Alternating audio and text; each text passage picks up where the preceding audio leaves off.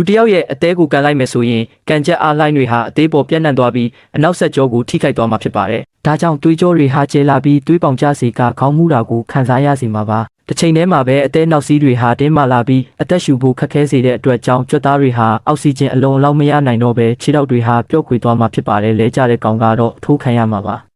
လူတယောက်ကသူမိုးပြန်ဝစ်စုံကိုတီထွင်နိုင်ခဲ့ကြောင်းတက်တည်ပြဖို့အီဖယ်တာဝါပေါ်ကနေခုန်ချခဲ့ပါတယ်။သူ့ရဲ့တီထွင်မှုကပြီးပြည့်စုံစွာကြာရှုံးသွားပြီးတာဝါပေါ်ကနေမြေကြီးပေါ်ကိုအဖြောင်တိုင်းကျသွားခဲ့ပါတယ်။စက္ကန့်အနည်းငယ်အကြာမှာပဲမြေကြီးနဲ့ရိုက်မိပြီးတော့ကြေသွားခဲ့ပါတယ်။လူတွေဟာပတ်စံကိုအိမ်သာ39ဖြစ်အသုံးပြုခဲ့ကြပါတယ်။2008ခုနှစ်တုန်းကဇင်ဘာဘွေနိုင်ငံဟာငွေကြေးဖောင်းပွားလာခဲ့ပြီးအိမ်သာ39တရွက်လေးဟာ3600ဇင်ဒေါ်လာရှိခဲ့စမှာပဲဇင်ဒေါ်လာ1000ဟာE3ခါကုန်နိုင်ပါတယ်။ဘာကြောင့်ဒီလိုဖြစ်ခဲ့တာလဲဆိုတော့အစိုးရဟာဇင်ဒေါ်လာ20ထရီလီယံလောက် print ထုတ်ခဲ့လို့ပါ2010ခုနှစ်မှာလော့စလိုဟောနီယက်ဆိုတဲ့လူတစ်ယောက်က Bitcoin 1000ကိုပီဇာ2ချက်ဝယ်ဖို့အသုံးပြုခဲ့ပါတယ်။အဲအချိန်တုန်းက Bitcoin 1000ဟာ40ဒေါ်လာပဲတန်ဖိုးရှိခဲ့ပေမဲ့အခုချိန်မှာတော့ဒေါ်လာတန်960တန်ဖိုးရှိနေခဲ့ပါပြီ။အဲအကြောင်းအရာကြောင့်ပဲထိုပီဇာကသမိုင်းမှာဈေးအကြီးဆုံးပီဇာဖြစ်လာခဲ့ပါတယ်။ပြီးတော့မေ22ရက်နေ့မှာ Bitcoin ပီဇာနေ့ကိုကျင်းပခဲ့ပါတယ်။သင်ခန်းစာကတော့ကိုယ့်ကိုချစ်တဲ့သူကိုအနားမှာရှိတုန်းတန်ဖိုးထားပါ